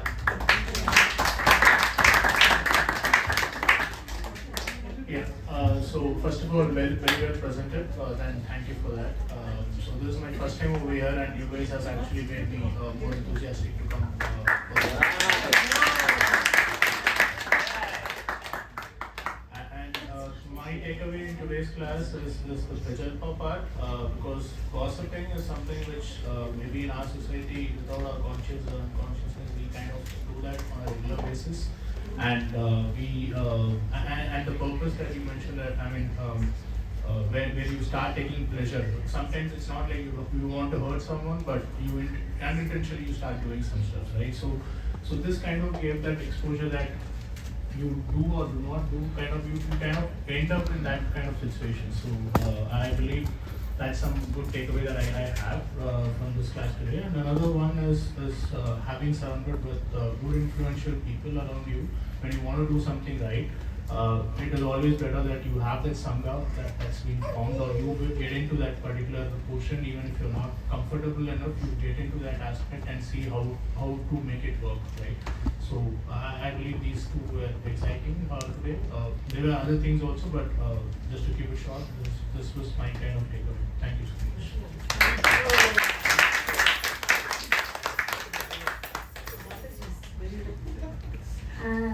What I took away was like you have to like spend your time doing like more better stuff than just watching TV.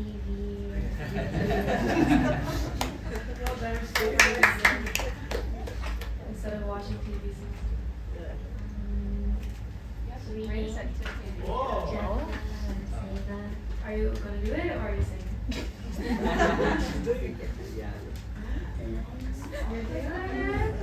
Be more confident if you're actually going to do it. Say, I'm going to do it.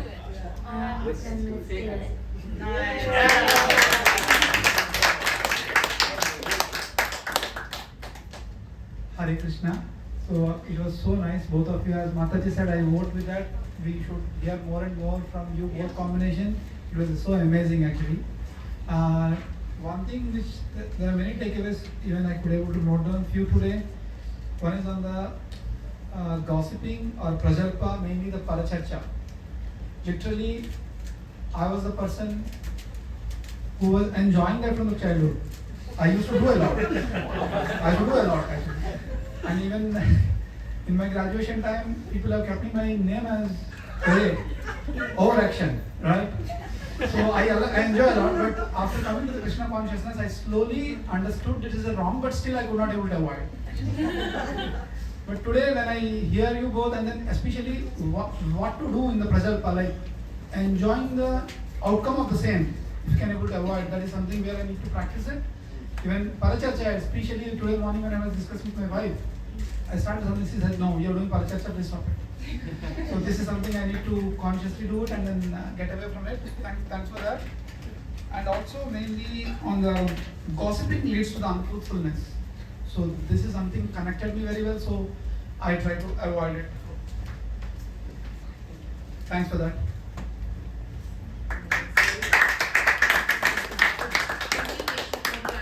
Gopi, Bhava, Mataji, it's a wonderful discussion.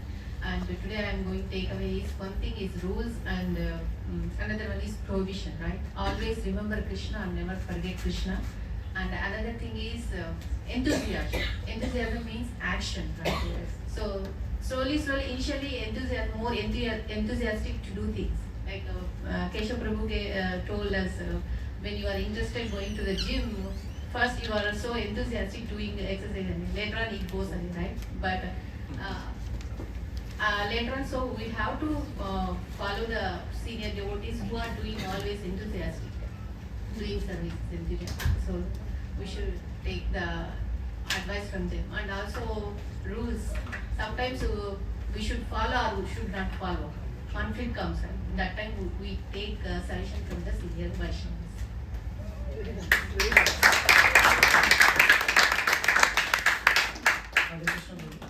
Very nice presentation. So the first key takeaway for me was not to engage in gossips. So I mean, knowingly or unknowingly we do that many times in our life, and it's a very offense that one should not do, especially when any devotee, you're doing offense to devotee if somebody becomes a devotee or is a devotee, right? The other thing is enthusiasm, which is also very important. So we should do our duties without any expectation, without success or failure. Enthusiastically we should do that. So that's also very nice.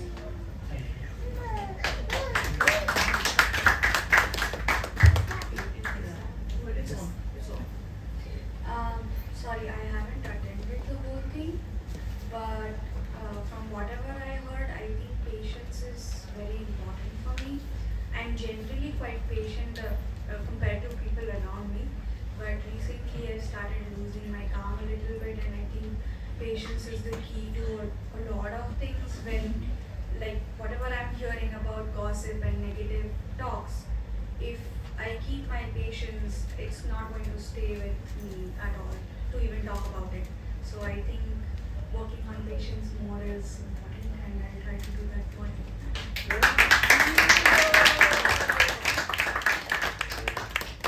Nice talk. Like, the combination was crazy.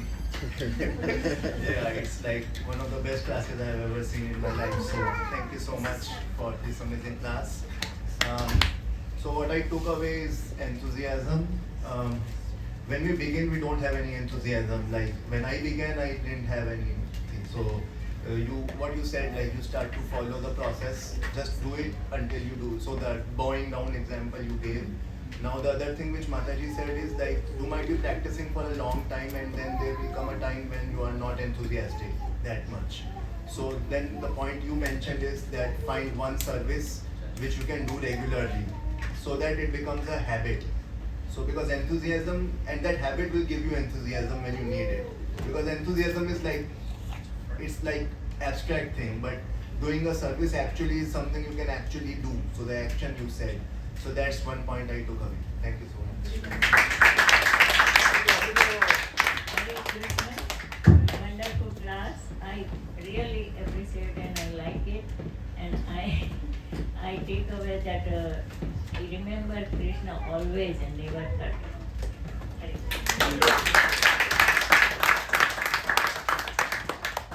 Hare Krishna. It was a wonderful presentation, and I really like the way you had explained the flow in which the presentation was going.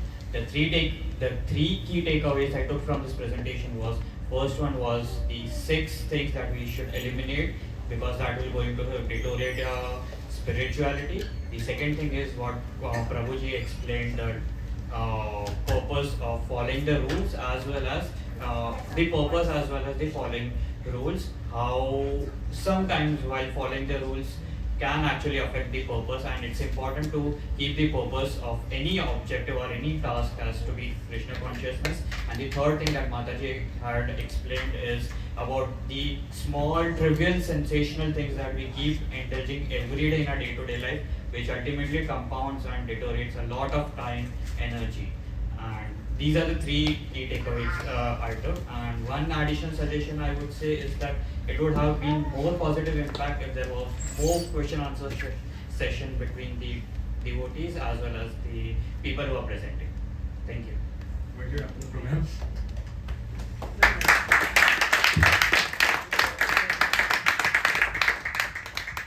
Hare Krishna. This is really, these 2 kids grew up right here in this temple, and I'm so proud of this, that they are sitting on this seat and serving Srila Prabhupada. So this is really nice, and we want to see more kids, and this is what Bhakti House is teaching, to like giving yourself to Srila Prabhupada and presenting, and other people can learn, you know. And these 2 devotees are practicing also.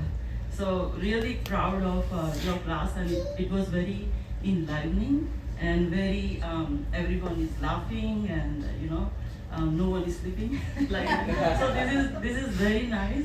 And the thing, one enthusiasm, one example, going to the Rath Yatra. Oh yeah, there is a Rath Yatra tomorrow. Let's go, and we are going. And then when we come back, no services.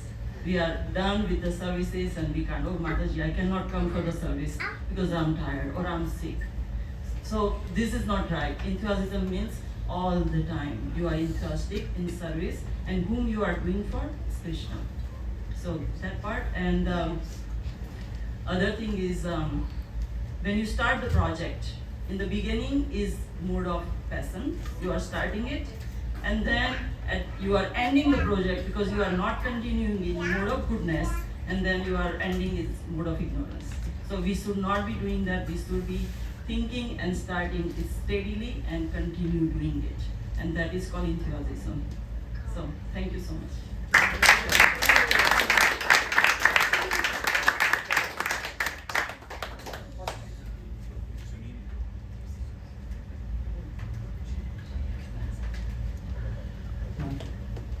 Hare Krishna. Thank you for the nice presentation. I really enjoyed it, the whole session. There were so many key takeaways for me, but still I believe the points where you mentioned like enthusiasm, determination, and patience. All three are important, I believe, and I'll take those. And the second one is always remember Krishna. Hare Krishna.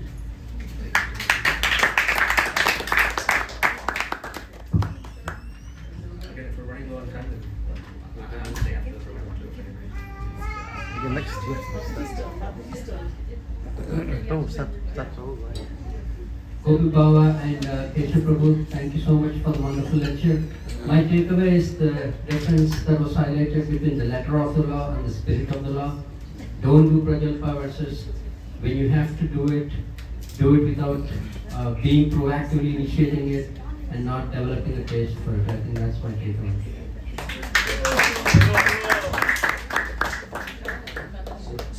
Yes, Srila Prabhupada Vyasapuja, Raja Govinda played why I can see you're reading my books because that's what you're preaching. So I can see that you guys are reading because I like the way how you guys backed up everything with shlokas. That was amazing. Like everything was backed up by Srila Prabhupada words and by his translation. That was really nice. And then another thing is, I like the last part where it says enthusiasm, confidence, and patience. And it gave me the recollection of Srila Prabhupada went to the dark. He had that enthusiasm to come to the West to fulfill his spiritual master's instruction. But then he also had the confidence and the patience because he went back to the dark numerous times. And what did he say? He said, I'll quote, "Oh Lord, oh Krishna, I am just like a puppet in your hands. So if you have brought me here to dance, make me dance, make me dance. Oh Krishna, make me dance as you like." So I think that's how we're going to conclude how to keep practicing. You must have that confidence and that patience, especially the patience. You guys did a fabulous job. I think you guys probably planned this for like a month, maybe. At least I say in 1 week, but it was really good.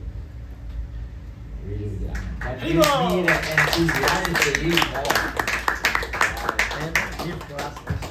Maybe one day. Oh yeah, go ahead. Let's keep going.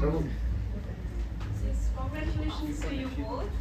Yes, I can understand. It was a wonderful class, and I wish I could come earlier, but I can understand that. I hear at it. I hear in the YouTube. So and it's good that we should be always conscious about Krishna all the time.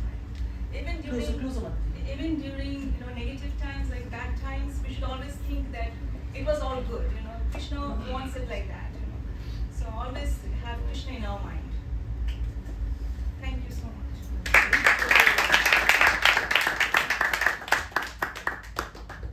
Happy to see you both sitting there. I'm sorry I missed the class, but I'm sure I'll watch it in YouTube and get some takeover points from Samanvi too. That's very good. I would say excellent presentation. Both of you, Keshav, in all you supporting your points with quotes from the scripture. I like the point that Mataji brought on that we should not enjoy gossip. And I think it's important that because I think a lot of people enjoy. I used to be enjoying this hearing gossip, even though I don't really gossip. If people next to me talking about somebody, somehow, what? After a while now, sometimes I find my wife talking something or somebody else. Stop that! Don't, I don't enjoy it anymore. So it's good that you mentioned that we should not have it enjoying propensity.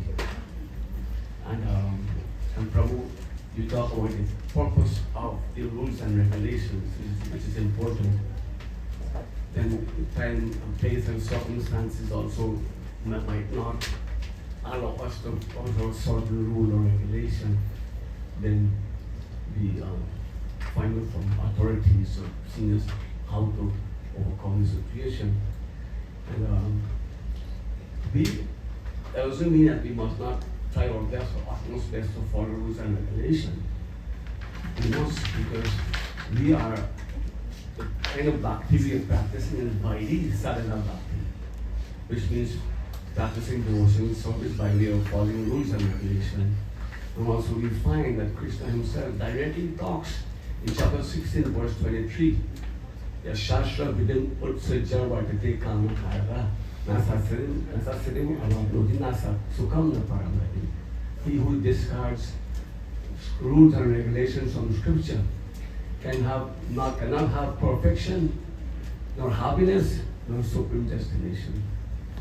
So rules and regulations are important, but we must not forget what more important is the purpose, which is you didn't mention in the verse, is that all rules and regulations are meant to enable us always remember Krishna and not forget him. Very important.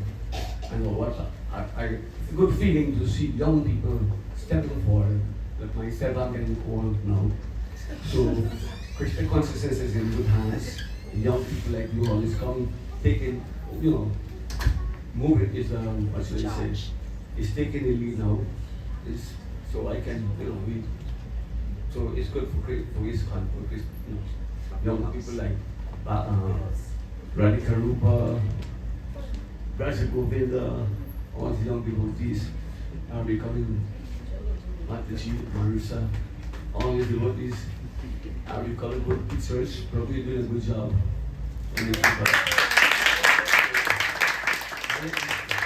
So this one is in good hands. This one, Orlando P. Hare Krishna.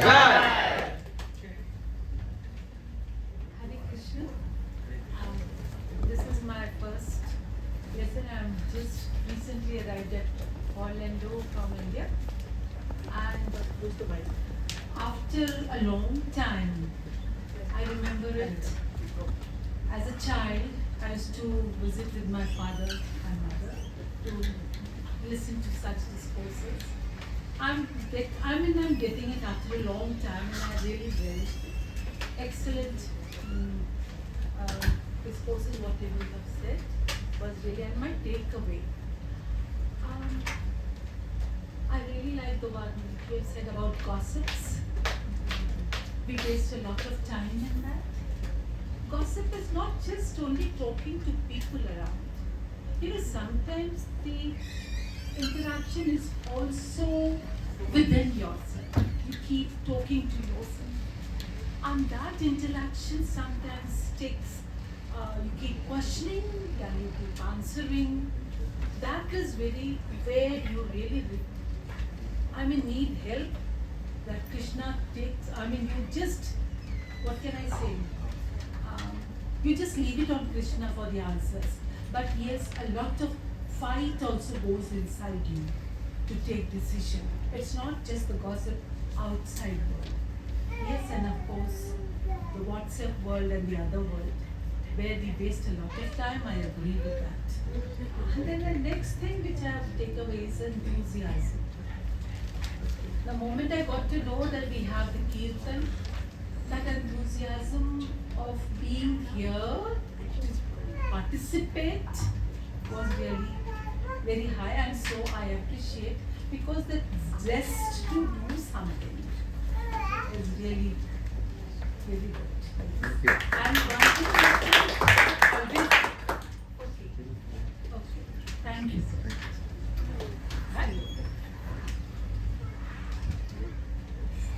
Hare Krishna, Keshav, Gopi, Bhava, good job. My takeaway from today's class, I thought it was very eye-opening when you said Krishna is very liberal on who he considers a devotee, especially as it pertains to offending the devotees. So in my personal life, I'm always afraid of offending devotees. It's one of my biggest fears. And it also made me think very quickly about His Grace, His Divine Grace, Bhakti Vinod Thakur, when he stated that how wonderful it is that these people are worshiping God in a different way of which I yet don't understand. And being that, it makes me closer to my mode of worship. So I feel like we have to show respect to everyone, not just in our community, but in every community that is striving to realize God. Hare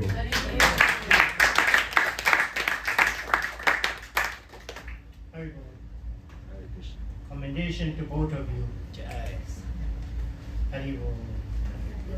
My takeaway is that patience, patience, patience. Always be patient. Always think before you act.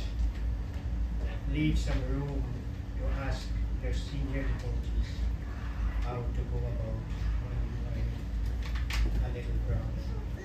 Hare Krishna.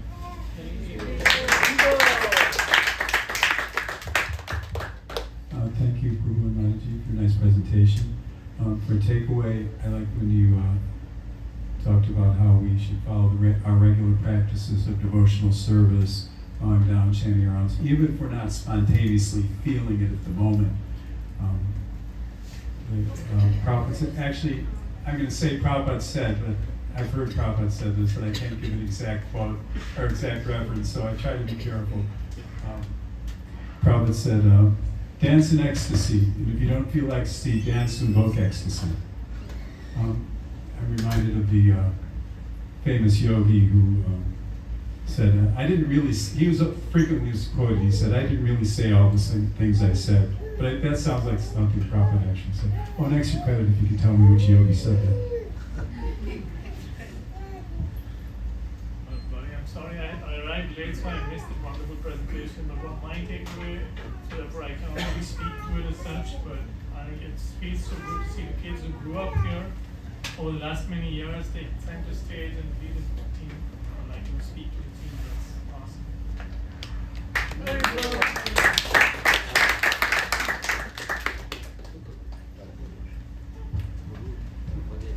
Hare Krishna. Instead of saying all this, all we can do is chant Hare Krishna mantra. Hare Krishna, Hare Krishna, Krishna Krishna, Hare Hare, Hare Rama, Rama Rama, Hare Hare. Krishna Bhagwan ki Jai. Hare Bol, Hare Krishna. Once again, thank you very much, Gopi, Bhava, Keshav, my Prabhus. Anyone else want to say anything? I don't want to cut off anyone. Don't miss anybody. Anybody or good? Kalash? Very wonderful. Thank you. Yeah, I know this is taking a little bit longer than this, but this is the festival of inspiration. You know, this panel discussions, we gave it a name, panel festival of inspiration. Well, we become inspired, and I can see my own eyes. How many of you have been inspired, enthused, and taken so many things? So I'm going to give my feedback right now. We're going to go right into the chanting of Hare Krishna. Bhaj Govinda, over to you.